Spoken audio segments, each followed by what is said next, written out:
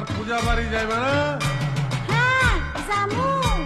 তাহলে একটু সাজগোজ করো, লোকে দেখবো। কি দিয়া সাজুন?